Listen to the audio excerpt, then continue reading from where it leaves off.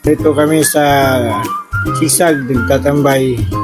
Pero kami nakitang isang matanda na nag-traffic dyan sa lugar na yan. Kaya lumapit sa amin para humingi ng tulong sa gagawin yung pagbenta ng mga barya na mga antik. Pinakita sa amin ng kasama ko. Ayun sila sa likod ko.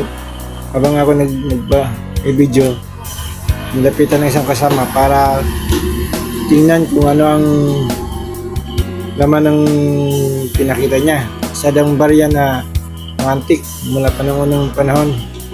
Kasama sa mga antik na yung karat daw yung tawag nila eh. Yun ay hindi ko pwede ma-post kasi hindi man yata nakakasabay rito. Tinay ko sama kong kausapin para kung ano daw hindi ba ibenta. Ito yung paano na ni nanay kumapit sa amin para kung sino daw vlogger na willing bumili sa kanyang antik ng mga barya, comment lang ko sa comment section. Salamat po.